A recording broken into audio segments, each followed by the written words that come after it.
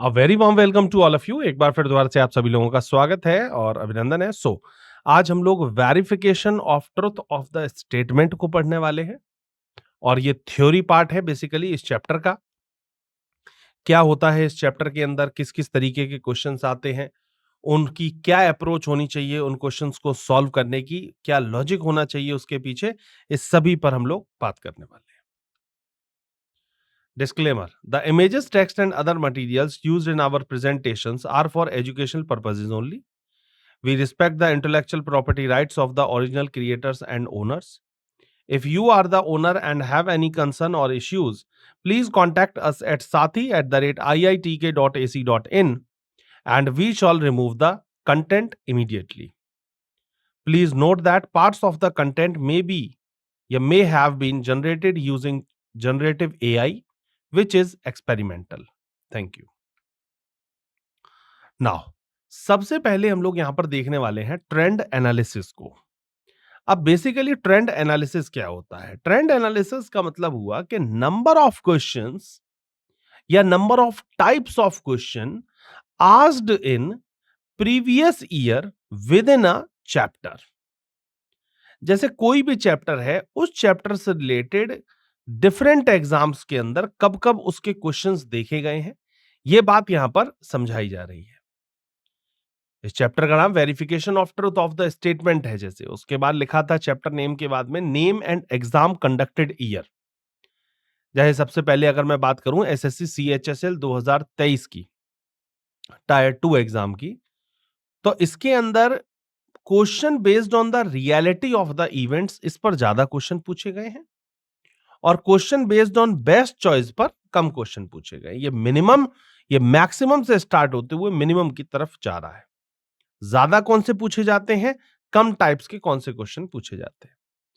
कोई भी चैप्टर है, उस एक चैप्टर को पढ़ने के लिए अलग अलग जगह पर उसका क्लासिफिकेशन किया जाता है या अलग अलग टाइप्स कह सकते हैं। तो 2 टाइप का है, 3 टाइप है, उसमें 4 टाइप हैं, कितने भी टाइप्स हैं उसको यहां पर यह बताया गया कि किस टाइप से ज्यादा क्वेश्चन पूछे गए हैं, फिर किससे कम पूछे जाते हैं, सबसे ज्यादा कम किससे पूछे जाते हैं। यही बात यहां पर समझाई गई कि बेसिकली 2 तरीके के क्वेश्चंस आपको देखने को मिलते हैं इसमें। पहला question based on reality of the events के बेसिस पर और दूसरा question based on the best choice के बेसिस पर। तो इसीलिए 2023 में सीएचएसएल में यह देखा गया कि रियलिटी ऑफ द इवेंट पर ज्यादा क्वेश्चन पूछे गए हैं और बेस्ट चॉइस से कम क्वेश्चन पूछे गए हैं। Total number of question 4। Now next one is SSC CGL 2023 tyre 2 exam. Question based on reality of the events पर ज्यादा क्वेश्चन पूछे गए हैं और question based on best choice पर कम क्वेश्चन पूछे गए हैं। Total number of question 2। After that SSC CHSL 2022 की बात करूं टायर 2 एग्जाम की, तो question based on best choice पर ज्यादा क्वेश्चन पूछे हैं और question based on reality of the events पर कम क्वेश्चन पूछे गए हैं। That means total number of question 4। After that SSC CHSL 2022 की बात करूं तो question based on best choice पर ज्यादा क्वेश्चन आए हैं और question based on reality of the events पर कम क्वेश्चन पूछे गए हैं। Total number of question 1। After that SSC CGL 2022 की बात करूं टायर 2 एग्जाम की, तो question based on best choice पर ज्यादा पूछे गए और question based on reality of the events पर कम क्वेश्चन पूछे गए। Total number of question 12 questions. तो इस पूरे एनालिसिस को देखने के बाद एक बात पता चलती है कि हमें दोनों ही टाइप्स को बहुत अच्छी तरीके से समझना है। चाहे फिर वो रियलिटी ऑफ द इवेंट वाला हो, चाहे बेस्ट चॉइस वाला हो, क्योंकि दोनों ही टाइप्स के क्वेश्चन अलग-अलग एग्जाम्स के अंदर, अलग-अलग ईयर्स के अंदर कहीं ना कहीं पूछे गए हैं। तो दोनों टाइप्स को बेहतरीन तरीके से, अच्छे तरीके से समझते हुए चलना है। Now introduction. सबसे पहले हम लोग ये समझते हैं कि basically verification of the truth of the statement, कि इस चैप्टर का जो ये नाम है, बहुत बड़ा लंबा सा नाम है, इस चैप्टर का बेसिकली मतलब क्या है? तो इसका मतलब ये है, सबसे पहले जैसे नाम से पता चल रहा है कि वेरिफिकेशन ऑफ ट्रुथ, मतलब ट्रुथ का मतलब होता है सच्चाई और वेरिफिकेशन का मतलब क्या होता है कि कोई भी चीज वेरीफाई करना कि ये ठीक है या नहीं है। ऑफ द स्टेटमेंट मतलब किसी भी चीज को, जो भी स्टेटमेंट आपको दिया गया है, उसकी सच्चाई को वेरीफाई करना कि ये वाकई में सही है या फिर गलत है। इसी बात को इस चैप्टर का नाम दिया गया। लिखा भी हुआ था, examining the reality of the statement based on practical knowledge is called verification of truth of the statement. Practical knowledge से रिलेटेड जो चीजें यहां पर स्टेटमेंट्स आपको आते हैं, जो रियलिटी बेसिस पर, वो बातें यहां पर समझाई जा रही हैं।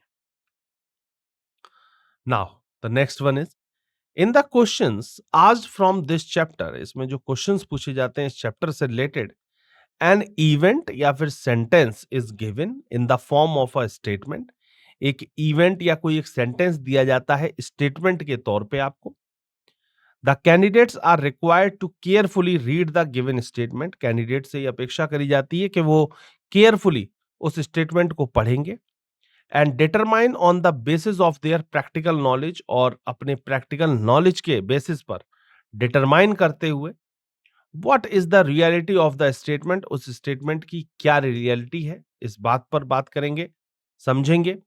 और what is the most necessary for the sentence given in the statement, statement के अंदर मोस्ट नेसेसरी क्या पार्ट दिया हुआ है, किस बारे में बात करी जा रही है, उसके पीछे लॉजिक क्या है, इस पर समझेंगे। इन अदर वर्ड्स, अलग शब्दों में कह सकते हैं कि candidates are required to stress only on truth of the facts that's always hold. अगर अलग शब्दों में बात करी जाए तो कैंडिडेट्स को सिर्फ और सिर्फ स्ट्रेस फ्री रहना है और ट्रुथ ऑफ द फैक्ट के ऊपर बात करते हुए या समझते हुए क्वेश्चंस को करना है। बेसिक मेन की जो है वो है truth of facts. Generally two types of question are asked from this chapter. Basically इसमें दो तरीके के क्वेश्चंस आपको यहां पर इस टाइप के क्वेश्चंस देखने को मिलते हैं। सबसे पहला है 22.1, that is type first question, which is question based on reality of the event. ये क्वेश्चंस होते हैं जो कि रियलिटी बेसिस पर होते हैं, किसी भी इवेंट के ऊपर रियलिटी बेसिस पर। अब होता क्या है कि in this type of question an incident is given in the form of a statement. एक आपको इंसिडेंट यहां पर दिया जाता है स्टेटमेंट के फॉर्म में कि ऐसा हो गया। On the basis of this event, उस इवेंट के बेसिस पर जो भी स्टेटमेंट में आपको दिया गया है, it is asked whether the given statement is always और ऑफन और समटाइम्स हैपेंस और नेवर हैपेंस। अब ये देखा जाता है कि इवेंट के आधार, इवेंट को हमने पढ़ लिया, ठीक है, जो भी इंसिडेंट दिया गया था वो पढ़ लिया हमने स्टेटमेंट। अब उसके आधार पे आपको ये डिसाइड करना है कि ये जो काम है, जो भी स्टेटमेंट बोला जा रहा है, ये ऑफन होता है, कभी कभार होता है, हमेशा होता है, समटाइम्स होता है, या कभी नहीं होता है। ये आपको उसके बेसिस पर समझना होता है और अपना डिसीजन बताना होता है। जैसे फॉर एन एग्जांपल, सूरज जो है वो पूरब से उगता है, east, sun rises in the east. तो अब ये क्या है? ये रियलिटी फैक्ट है। अब इसको अगर आप ये कहें कि कभी कभार उगता है या ज्यादातर उगता है, तो ये नहीं है। इसमें आप क्या कहेंगे? ऑलवेज, हमेशा वहीं से ही उगता है ना? तो इस तरीके से फैक्ट्स बेसिस पर ये क्वेश्चन होते हैं। Now look into the example. Example number first, बोला गया था a girl is sitting at the back seat of a बस। एक लड़की है जो कि एक बस की बैक सीट पर बैठी हुई है। When the driver suddenly stops the bus, जब ड्राइवर ने एकदम से वहां पर क्या किया? ब्रेक लगाया या रोकी बस को। The girl experience a forward force, तो लड़की को जो फोर्स महसूस हुआ वो आगे की तरफ महसूस हुआ। उसने एकदम से ब्रेक लगाया तो वो आगे की तरफ एकदम से झुकी है। अब ऐसा जो होता है ये क्या कभी कभार होता है, हमेशा होता है? ये बात यहां पर पूछी जा रही है। जैसे ये ऑप्शन में बोला गया था ऑलवेज, ऐसा अगर कोई भी बैठा होगा तो उसके साथ किस सबके साथ में हमेशा होगा। नेवर, ऐसा कभी नहीं होता, ये गलत बात बोली जा रही है। ऑफन का मतलब क्या हुआ? समटाइम्स का मतलब होता है कि कभी कभार होता है, ज्यादातर नहीं होता है लेकिन कभी कभार होता है। ऑफन मीन्स क्या हो जाता है? ऑफन का मतलब हो गया ज्यादातर ऐसा पाया जाता है, कि ज्यादातर ऐसा होता है, ठीक है ना? अब आपको यहां पर अपना डिसीजन देखना है फैक्ट्स बेसिस पर, कि क्या ऐसा होना चाहिए या नहीं होना चाहिए, हमेशा होना चाहिए, नहीं होना चाहिए। इस पर आपको अपना डिसीजन चारों ऑप्शंस के तौर पे देना है। Now look into the solution of this question. Option A is correct answer. When bus suddenly stops, then anyone will always experience forward force because the upper part of the body will be in the motion while the lower part of the body will be at the rest.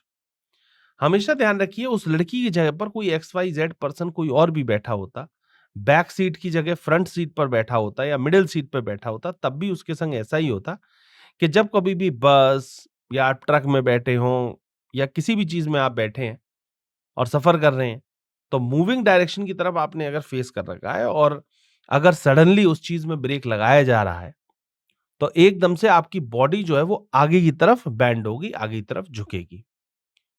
क्योंकि आपकी जो upper body part है वो हमेशा moving उसमें रहता है, motion में रहता है, बल्कि लोअर पार्ट जो रहता है जब आप बैठे हुए हैं तो वो रेस्ट में रहता है। लोअर पार्ट में तो कुछ हो नहीं रहा, तो रेस्ट है।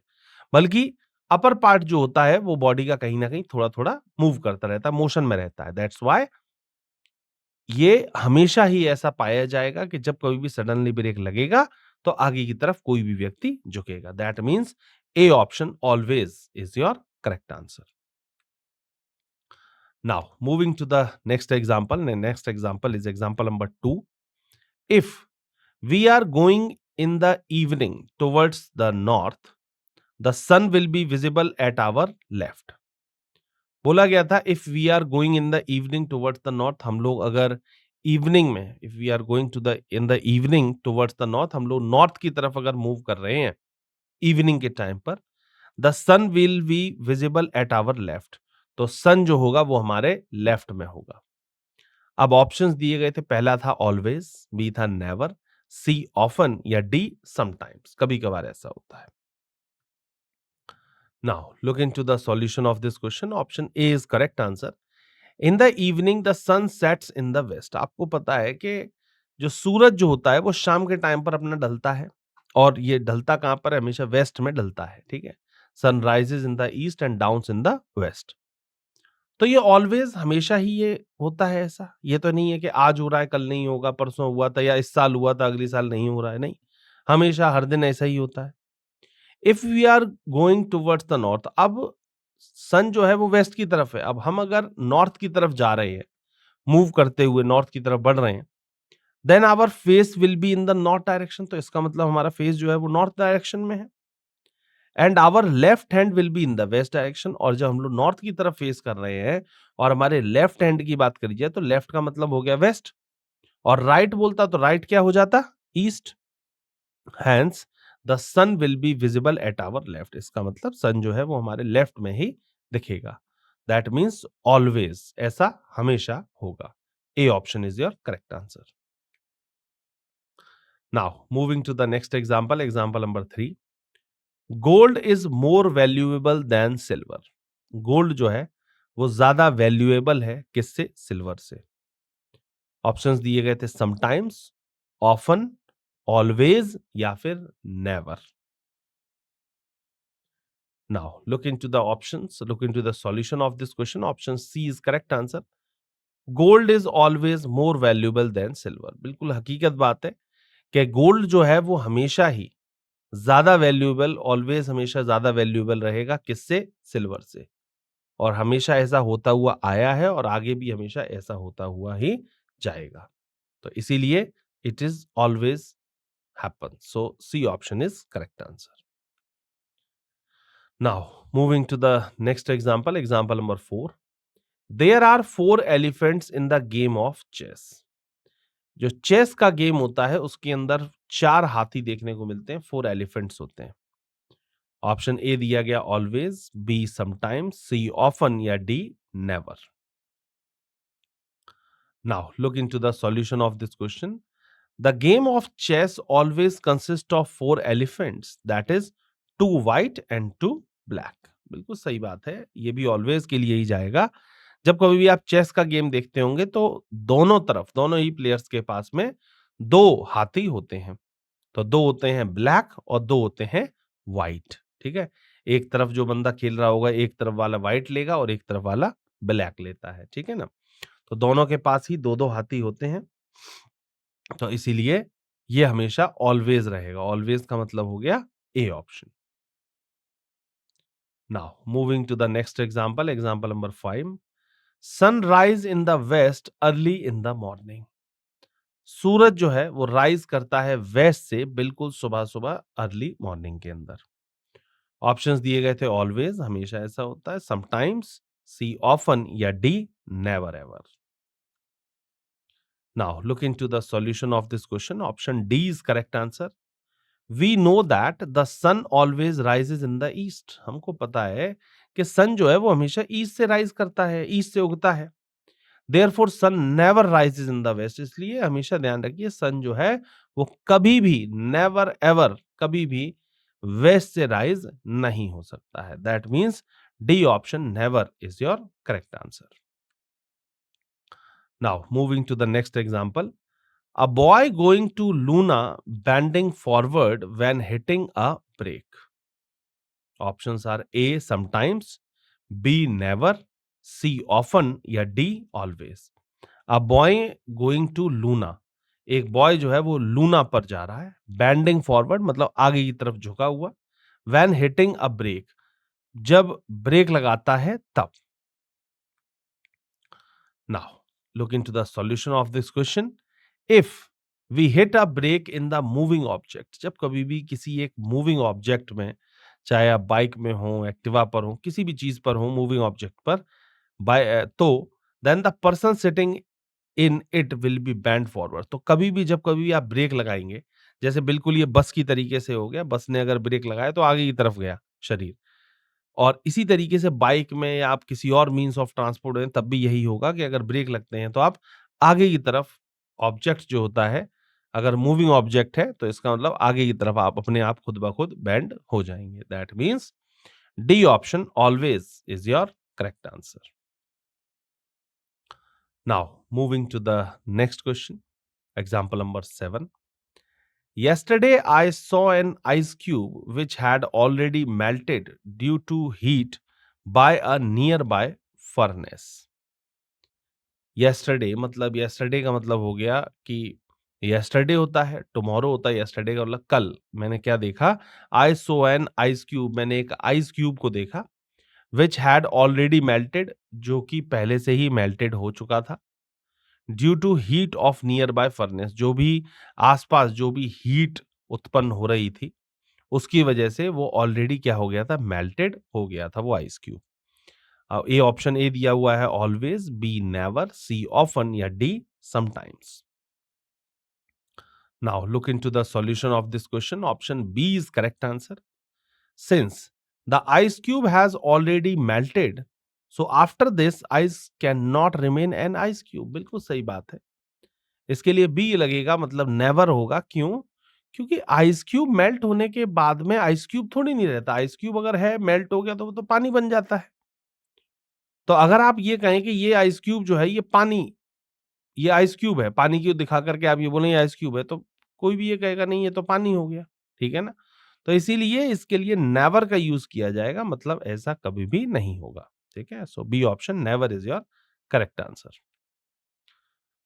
Now, moving to the next example, example number 8. The main function of Rajya Sabha is to implement the law. राज्य सभा का एक बहुत बड़ा महत्वपूर्ण मेन फंक्शन जो होता है वो क्या होता है, किसी भी लॉ को इंप्लीमेंट करवाना। ऑप्शन ए दिया गया था never, B sometimes, C often या D always. Now look into the solution of this question. Option A is correct answer. To implement the law is not the function of Rajya Sabha. ध्यान रखिएगा, इसके लिए never होगा, क्योंकि लॉ को implement करवाना ये काम राज्यसभा का नहीं होता है। That's why A option is correct answer. Now moving to the next example, example number 9। A piece of ice floats on water. A piece of ice floats on water. A option often, B sometimes, C never or D always. A piece of ice float on water. Now look into the solution of this question. Option D is correct answer. बोला गया था a piece of ice float, एक piece है ice float का, वो float कर रहा है किस पर, वाटर का, वाटर पर। जो बर्फ का कोई भी एक सिल्ली है, कोई एक पीस है, वो वाटर के ऊपर फ्लोट कर रहा है, तैर रहा है। We know that the density of ice is less than the density of water. हमें ये बात बड़े अच्छी तरीके से पता है कि आइस की जो डेंसिटी होती है वो लेस होती है, कम होती है किससे? डेंसिटी ऑफ वाटर से। That's why the piece of ice floats on water. इसीलिए जो पीस ऑफ आइस है वो हमेशा फ्लोट करेगा किसके ऊपर? वाटर के ऊपर। Just like a example for an Titanic. Titanic movie अगर आपने देखी हो तो उसके ऊपर बहुत बड़ा एक बर्फ का टुकड़ा था जिससे जाकर के जहाज टकराया था। तो वो बर्फ कहने को कितनी बड़ी बर्फ थी, फिर भी वो तैर रही थी पानी में, है ना? इसी वजह से। That's why D option is correct answer. Now the next example is example number 10। My 10 years old niece is taller than my 12 years old son. क्या बोला गया था कि my 10 years old niece, मेरी जो 10 साल की जो मेरी नीस है वो क्या है? बड़ी है। किससे? Then my 12 years old son, मेरे 12 साल के जो मेरा लड़का है उससे उसकी हाइट जो है वो ज्यादा है मेरी नीस की। और नीस कहने को 10 साल की है और लड़का जो है वो 12 साल का है। कहने को 12 साल वाले की ज्यादा होनी चाहिए, ऑब्वियस सी बात है, 10 साल वाले की कम होनी चाहिए, लेकिन है यहाँ पर उल्टा। अब ऑप्शंस यहाँ पर दिए गए थे, it is always, B never, C often और D sometimes. Now look into the solution of this question. Option D is correct answer. The height of a person depends on various factors along with age. ये बिल्कुल सही बात कही गई है कि किसी भी व्यक्ति की, किसी भी पर्सन की हाइट जो होती है वो वेरियस फैक्टर्स पर डिपेंड करती है। उसके खाने पीने पर, उसके मम्मी पापा की कैसी हाइट है उस पर, वो कितनी शरीर से कितनी मेहनत कर रहा है इस बात पर, बहुत सारी चीजों पर ये डिपेंड करता है। Hence sometimes it can be possible. तो इसीलिए समटाइम्स, कभी कभार ऐसा हो सकता है कि अगर किसी ने ज्यादा मेहनत करी है, अच्छे से वर्कआउट कर रहे हैं, तो इसका मतलब हो सकता है उसकी हाइट ज्यादा हो। ये sometimes it will be happen. So sometimes it can be possible that the height of any person will be the more than the height of any person who elder to him. बिल्कुल सही बात है। काफी बार इस तरीके की चीजें देखी गई हैं कि उम्र में उनसे छोटे हैं लेकिन हाइट में उनसे कहीं ना कहीं बड़े हैं। तो ऐसा काफी बार हो जाता है। That means D option sometimes is your correct answer. Now the next one is 22.2, that is type 2 question. Question based on best choice. अब ये है बेस्ट चॉइस वाले क्वेश्चन। अब इसमें क्या होता है? In this type of question a sentence is given in the form of statement. आपको एक सेंटेंस दिया जाता है स्टेटमेंट के फॉर्म में। The candidates have to determine that what is required for an object in this statement. Candidate को ये determine करना होता है कि स्टेटमेंट के ऑब्जेक्ट की रिक्वायरमेंट क्या है। In these question while choosing the correct option, in questions को करने के लिए जब आप ऑप्शंस को, करेक्ट ऑप्शन को जब आप चूज कर रहे हो, the candidate should use his practical knowledge. Candidate को अपनी प्रैक्टिकल नॉलेज का यूज करते हुए ऑप्शंस को चूज करना है या सही ऑप्शंस को चूज करना है। Now look into the example, example number 11। A school always has, जो स्कूल होता है उसमें हमेशा क्या होता है? ऑप्शंस दिए गए थे, टीचर, प्रिंसिपल, बिल्डिंग या लाइब्रेरी। अब ऐसे अगर पहली नजर में देखें तो ये चारों ही चीजें होती हैं किसी भी स्कूल में। आप भी स्कूल में पढ़े हैं तो ये सब देखा होगा। टीचर भी होंगे, प्रिंसिपल भी होंगे, बिल्डिंग भी होंगे और लाइब्रेरी भी होगी। लेकिन अब इसमें आपको बेस्ट चॉइस करना है। बेस्ट का मतलब इसीलिए इसको नाम दिया गया बेस्ट चॉइस। होती तो सारी चारों ही चीजें, लेकिन इसमें बेस्ट क्या है जिसके बिना स्कूल रन नहीं हो सकता है, वो चाहिए ही चाहिए। या वो पर्सन नहीं होगा तो इसका मतलब उसको स्कूल का नाम ही कोई मतलब नहीं बनता है। फिर उसे स्कूल की कैटेगरी में ही हम नहीं डाल सकते हैं। तो ऐसी चीज हमको इसमें चूज आउट करनी है। इसीलिए बेस्ट चॉइस बोला गया, question based on best choice. Now look into the solution of this question. Option A is correct answer. A school may not have a principal, building or library, but is compulsory to have a teacher. बिल्कुल सही बात है। एक school के अंदर principal नहीं है, कोई बड़ी चीज नहीं है, तब भी स्कूल चलता रहेगा। बिल्डिंग नहीं है, कोई बात नहीं, काफी लोगों ने शिक्षा और दीक्षा जो ली है वो एक पेड़ के नीचे बैठ करके ले ली है। जी हाँ, तो ज़रूरी नहीं है कि स्कूल के लिए बहुत बड़ी बिल्डिंग होनी चाहिए तभी वहाँ पे पढ़ाई होगी। पढ़ाई जो होती है वो एक पेड़ के नीचे भी पॉसिबल है। लाइब्रेरी कोई ज़रूरी नहीं है कि लाइब्रेरी है, इतनी सारी ये तो सुविधाओं में आता है लाइब्रेरी। प्राइमरी ऑब्जेक्ट में नहीं है लाइब्रेरी। लाइब्रेरी आ जाता है सुविधाओं में कि हमारे स्कूल में लाइब्रेरी की भी फैसिलिटी है, स्पोर्ट्स की भी फैसिलिटी है। That is not a primary function. School का वो प्राइमरी चीज़ नहीं है। प्राइमरी चीज़ है स्कूल की वो है पढ़ाई और पढ़ाई कराता कौन है? जो कराता है एक टीचर। तो विदाउट टीचर इन तीनों के अल्टरनेट हैं प्रिंसिपल, बिल्डिंग, लाइब्रेरी नहीं है कोई बात नहीं। लेकिन टीचर ये एक ऐसी चीज़ है जो चाहिए ही चाहिए। ठीक है? तो इसीलिए ए ऑप्शन इसके लिए टीचर जो है वो बिल्कुल परफेक्ट आंसर होगा मतलब best choice is teacher. Now look into the next example, example number 12। A sword always has, एक स्वॉर्ड के अंदर हमेशा क्या मिलता है? Wooden handle, heavy weight, hilt guard या sharp blade? Now look into the solution, option D is correct answer. A sharp blade is a necessary part of a sword. एक sword के अंदर शार्प ब्लेड का होना ये बहुत ज्यादा जरूरी है। That means D option is correct answer. Now moving to the next example, example number 13। Which one of the following is always associated with tree? बोला गया था कि ट्री से हमेशा कौन सी चीज ऐसी है जो एसोसिएटेड होगी ही होगी। ऑप्शंस दिए गए थे फ्लावर्स, लीव्स, फ्रूट्स या फिर स्टेम। फ्लावर अब होती तो चारों ही चीजें हैं, लेकिन फिर भी हमको बेस्ट चॉइस करना है जो होती ही होती है। उसके बिना वो ट्री रह ही नहीं सकता है। Now look into the solution, option D is correct answer. A tree may not have flower, may be it is possible कि ट्री में है फ्लावर्स नहीं है, और बहुत सारे होते भी हैं ऐसे ट्री जिसमें फ्लावर्स नहीं आते हैं। हो सकता है लीव्स ना हो, फ्रूट्स भी ना लगते हो, but a tree must have a stem. लेकिन कोई भी ट्री ऐसी नहीं हो सकती है जिसके स्टेम ना होते हो। ये प्राइमरी ऑब्जेक्ट है, स्टेम के बिना वो ट्री ही नहीं कहलाएगा, वो चलेगा ही नहीं।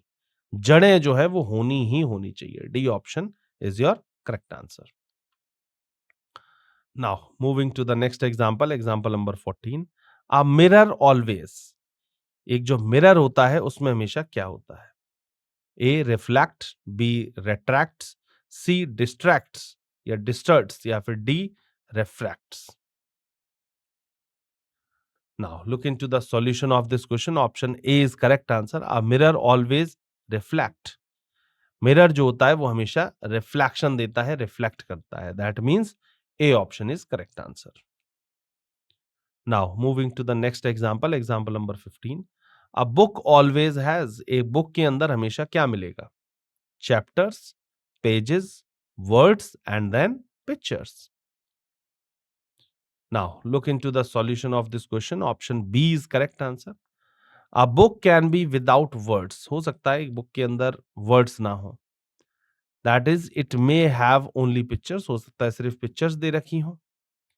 Similarly, it may have only words. हो सकता है सिर्फ words दे रखे हो उसमें। So also it can be possible to have a book without chapters. तो हो सकता है सिर्फ उसके अंदर चैप्टर्स ही ना दिए हों, सिर्फ वर्ड्स ही वर्ड्स हों। वर्ड्स का मतलब सिर्फ जैसे डिक्शनरी है तो उसके अंदर सिर्फ वर्ड्स ही हैं, कोई चैप्टर तो दिए नहीं है। But it can not be possible to have a book without pages, लेकिन ऐसा नहीं हो सकता है कि बुक जो हो वो विदाउट पेजेस की हो।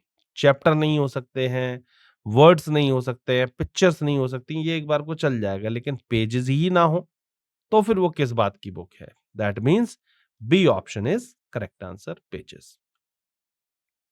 Now look into the next example, example number 16। A factory always has, एक फैक्ट्री के अंदर क्या होता है? Option A electricity, option B chimney, option C workers and D files. एक फैक्ट्री के अंदर हमेशा क्या मिलेगा आपको? इलेक्ट्रिसिटी, चिमनी, वर्कर्स और files. Now look into the solution of this question, option C is correct answer. A factory may not have electricity, chimney, or files, but it is not possible to have a factory without workers. हो सकता है एक factory के अंदर electricity ना हो सकता है जरूरत नहीं पड़ती हो इलेक्ट्रिसिटी की, चिमनीज ना हो, जब कोई धुएं वाला काम नहीं होगा तो चिमनी नहीं होगी। फाइल्स ना हो सकता है इस तरीके का कोई काम ना हो, सब डेटा जो होता है सब कंप्यूटर से ही हो जाता हो, तो जरूरी नहीं है कि होनी चाहिए फाइल्स। लेकिन ऐसा नहीं हो सकता है कि किसी फैक्ट्री के अंदर वर्कर नहीं है। विदाउट वर्कर उसे फैक्ट्री की कैटेगरी में हम दे ही नहीं सकते, वो फैक्ट्री नहीं है फिर। तो वर्कर तो होने ही होने चाहिए। So C option is correct answer. Now moving to the next example, example number 17। Atmosphere always has, atmosphere के अंदर हमेशा क्या मिलेगा? Option A is oxygen, B air, C gems and D moisture. क्या मिलेगा? Now look into the solution of this question. Option B is correct answer. The air is most vital part of a atmosphere.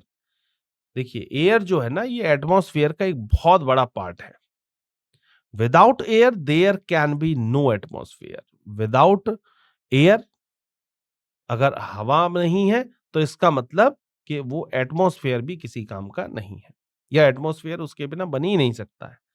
So B option air, it is your correct answer. अब है तो सारी चीजें जरूरी, oxygen भी है, germs भी है, मॉइस्चर भी है, लेकिन मोस्ट सबसे ज्यादा बेस्ट क्या है? वो है air, B option. Now look into the next example, example number 18। A hill always exist. जो हिल होती है ऑलवेज एग्जिस्ट, क्या है? हाइट होती है, वे होता है, ट्री होता है, या वाटर होता है? हाइट, वे, ट्री और water. Now look into the solution of this question. Option A is correct answer. It can be possible that there is no tree, water और way on the hill, but a hill always has a height. बिल्कुल सही बात है। हो सकता है किसी पहाड़ के अंदर ट्री ना होते हो, सूखे पहाड़ नहीं है, पानी ना हो, कोई जरूरी नहीं है। हो सकता है वे ना हो, रास्ता ना हो कोई, ठीक है, लेकिन कोई भी पहाड़ी होगी उसके अंदर ऊंचाई जरूर होगी। हिल के अंदर ऊंचाई, हाइट, ये मस्ट है। That's why A option is absolutely correct answer. Now moving to the next example, example number 19। A shirt always has, एक शर्ट के अंदर हमेशा क्या मिलेगा? Options are button, cloth, collar and then pocket. क्या होना चाहिए? Now, look into the solution of this question. Option B is correct answer. A shirt always has a cloth. एक शर्ट के अंदर हमेशा आपको क्लोथ देखने को मिलेगा. A shirt may not have button, collar और pocket. Maybe it is possible कि किसी शर्ट के अंदर बटन्स नहीं है, हो सकता है बटन ना हो, कॉलर ना हो, पॉकेट भी ना हो, लेकिन ऐसा जरूरी नहीं हो सकता कि उसके अंदर क्लोथ ही ना हो। कपड़ा ही नहीं होगा तो फिर शर्ट बनेगी कैसे? That's why B option is mandatory, best choice.